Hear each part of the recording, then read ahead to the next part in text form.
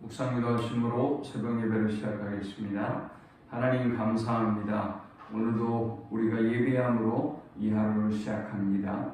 주님이 함께 하시고 주의 은혜로 충만한 하루가 되게 하여 주옵소서. 특별히 사순절이 시작됩니다. 주님의 고난과 그 가셨던 걸음을 기억하며 우리도 고난의 십자가를 지고 주님을 뒤따르는 40일이 되도록 인도하여 주옵소서. 우리 죄를 회개하고 또 주님의 그 크신 은혜와 사랑을 기억하며 또 주의 오심의 목적과 그 복음을 증거하는 저들이 되어지도록 인도해 주옵소서. 예수님의 이름으로 기도합니다. 아멘. 찬송 96장 드리겠습니다. 예수님은 누구신가? 우는 자의 위로와 없는 자의 풍성이며 전한 자의 높음과 잡힌 자의 노임되고 우리 기쁨 대신에 예수님은 누구신가? 약한 자의 강함과 눈먼 자의 빛이시며 병든 자의 고침과 죽은 자의 부활되고 우리 생명 대신에 예수님은 누구신가? 주한 자의 정함과 죽을 자의 생명이며 죄인들의 중보와 멸망자의 구원되고 우리 평화 대신에 예수님은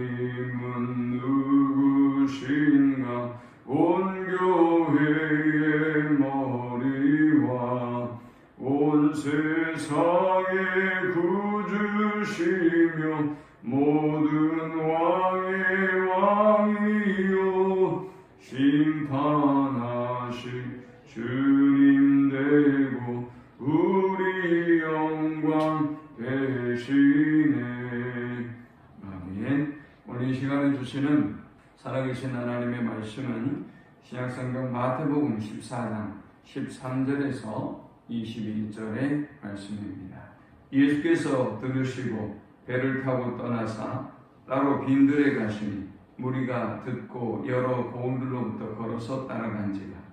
예수께서 나오사 큰 무리를 보시고 불쌍히 여기사 그 중에 있는 병자를 고쳐주시니라.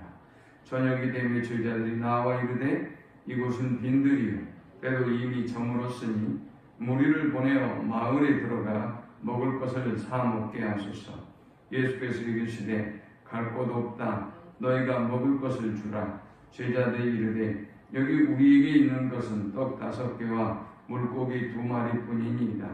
이르시되 그것을 내게 가져오라 하시고 무리를 명하여 잔디 위에 앉히시고 떡 5개와 물고기 2마리를 가지사 하늘을 우러러 축사하시고 떡을 떼어 제자들에게 주시매 제자들이 무리에게 주니 다 배불리 먹고 남은 조각을 12바구니에 차게 거두었으며 먹은 사람은 여자와 어린이 외에 5,000명이나 되었더라. 아멘. 캐토릭에서는 오늘을 제수요일이라고 해서 사순절을 시작하는 첫날로 삼습니다. 이 제수요일이라고 부르는 이유는 그들은 주님의 오심과 또 고난을 묵상하면서 종려나무를 이마에 태웁니다. 그리고 이 종려나무의 이파리가 타고 난 다음에 남은 채로 이마에 주님의 고난을 상징하는 십자가를 긋습니다.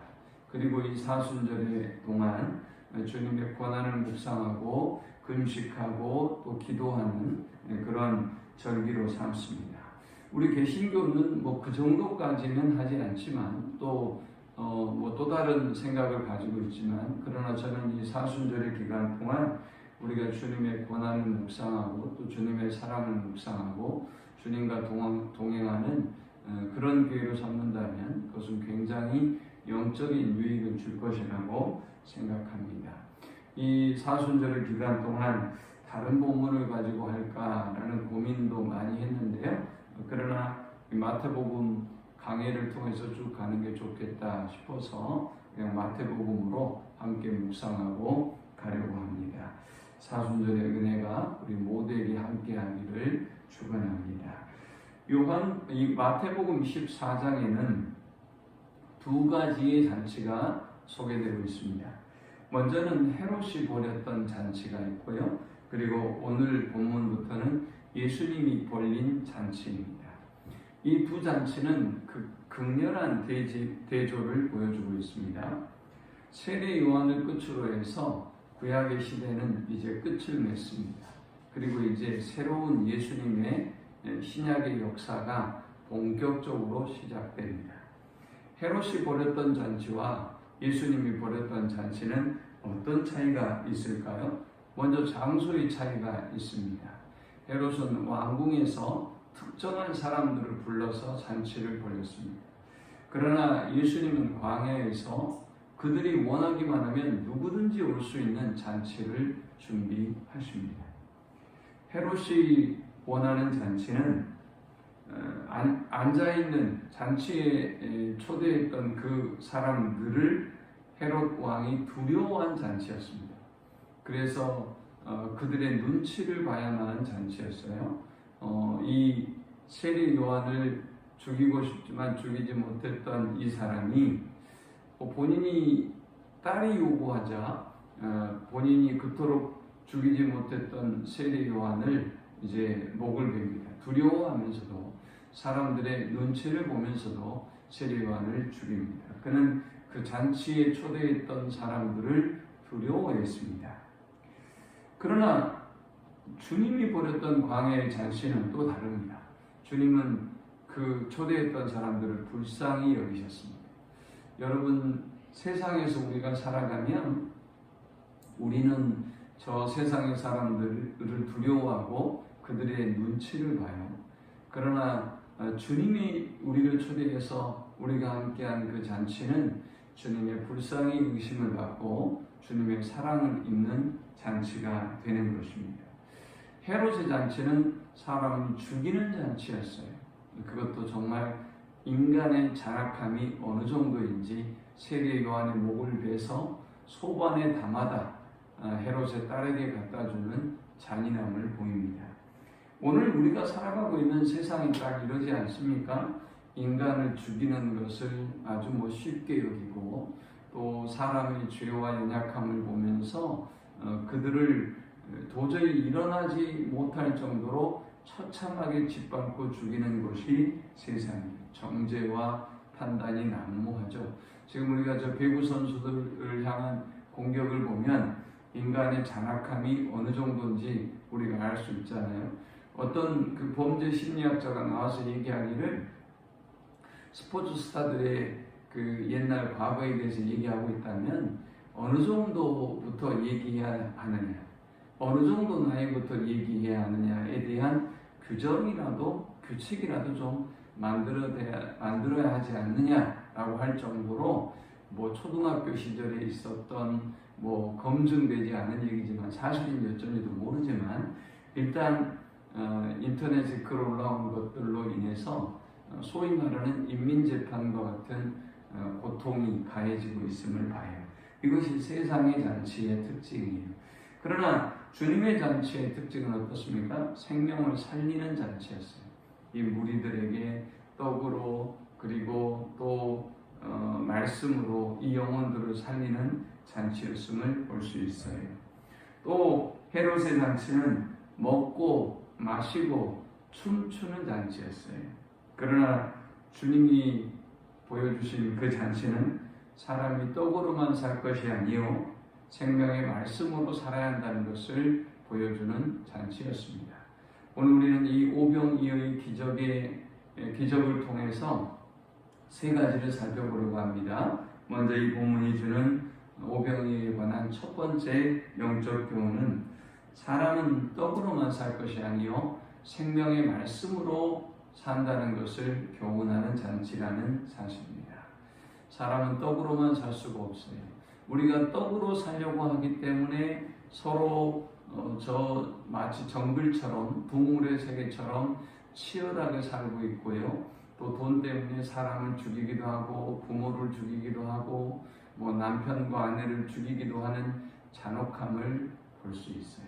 그러나 주님은 인간은 떡으로만 사는 것이 아니고 하나님의 말씀으로 살아야 된다는 것을 이 오병이어인 그에게 몰려든 이 많은 사람들에게 말씀을 증거하시고 그들이 먹을 것이 없을 그때에 주님은 떡을 나눠주시면서 사람이 떡이 아니라 하나님의 말씀과 더불어 살아야 된다는 것을 가르쳐 주고 있습니다. 이 본문이 주는 두 번째 영적 교훈은 주님은 우리가 가진 것으로 주라라고 명령하셨습니다. 이제 이 제자들이 걱정이 됩니다. 15절에 저녁이 되매 제자들이 나와 이르되 이곳은 빈들이요 때도 이미 저물었으니 무리를 보내어 마을에 들어가 먹을 것을 사 먹게 하소서. 왜 이런 얘기를 했을까요? 아무리 계산해도 남자만 5,000명이 되는 이 많은 사람들을 먹일 방법이 없었던 것입니다. 그래서 당연히 현실적으로 계산해보고 계획을 세워봤을 때 이들을 동네로 보내야만 살 수 있다는 것을 당연히 제자들은 안 것이지요.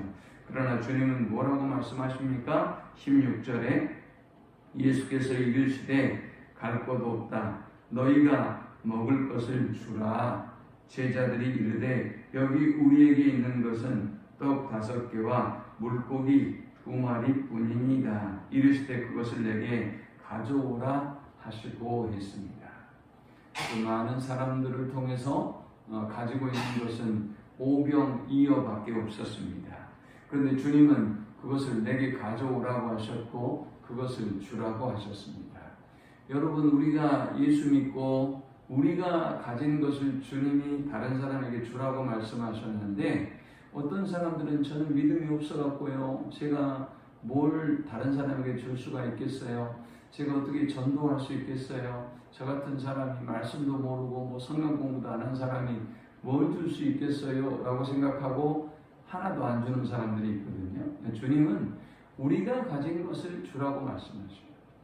여러분에게 주님이 무엇을 주셨든지 그것을 나눌 수 있는 그런 여러분 되시기를 축원합니다. 주라고 하니까 어떤 물질적인 것만을 생각하는데 전혀 아니, 그냥 하나님이 여러분에게 주신 은혜, 주신 사랑, 주신 시간, 주신 물질이면 그 어느 것이든지 하나님이 내게 주셨다고 생각하는 것을 나누는 그런 저와 여러분 되시기를 축원합니다. 주님 말씀하셨어요. 너희가 먹을 것을 주라. 우리가 남는 것 보관하고 있는 것이 아니라 우리가 먹을 그것을 주라라고 하셨습니다. 오늘 이 하루도 우리가 먹을 것을 다른 사람에게 주는, 그래서 생명을 살리는 우리 모두가 될 수 있기를 축원합니다. 마지막 세 번째 우리가 이 본문을 통해서 얻을 수 있는 영적 교훈은 주님의 잔치는 영육을 채우고 남는 잔치다라는 것입니다. 세상의 잔치는요, 계속 부족하다고 목마르다고 다투고 싸움이 계속되는, 항상 만족함이 없는 그런 잔치예요. 날마다 처절한 싸움이 있죠. 생존 경쟁이라고 하잖아요. 살기 위해서 싸우는 거예요. 그러나 주님의 잔치는 오늘 오병이어로 많은 사람들이 5,000명이나 되는 많은 사람들이 먹고도 12바구니가 남았어요. 주님의 잔치가 왜 남았을까요? 주님의 잔치는 먹을 것으로만 채우는 잔치가 아니라 영육을 채우는 잔치이기 때문에, 하나님의 말씀이 있고 또 육적인 양식이 있는 잔치이기 때문에 근본적으로 채워지게 되는 거예요. 이런 은혜가 우리 모두에게 함께하기를 축원합니다. 그래서 다윗의 고백처럼 내 잔이 넘치나이다. 오늘 12강줄이나 차고 넘치는 이런 은혜가 우리 모든 성도들과 함께하기를 축원합니다. 하나님 감사합니다. 귀한 말씀을 통해서 은혜 받고 깨닫습니다. 험악한 세상 속에 살아가지만 하나님의 자녀들을 늘 말씀으로 충만하게 채워주시고 늘 먹을 것으로 채워주심을 감사합니다. 우리에게 주신 이 모든 것들로 다른 사람에게 나눠주는 저들 되게 하시고 오늘도 생명을 살리는 하루가 되도록 인도해 주옵소서. 차고도 넘치는 이 주의 은혜와 사랑을 누리게 하시고 증거하는 하루가 되게 해 주옵소서. 예수님의 이름으로 기도합니다. 아멘. 지금은 우리 주 예수 그리스도의 크신 은혜와 성부 하나님의 극진한 사랑과 성령의 인도보 교통 충만케 하시니 주님의 권한을 묵상하고 주님이 우리에게 베풀고자 했던 그 생명의 잔치를 기억하며 오늘도 내 잔이 넘치나이다라는 고백으로 감사하며 주님의 뒤를 따르기를 소망하는 모든 성도들의 머리 위에 지금부터 영원토록 함께 있을지어다. 아멘.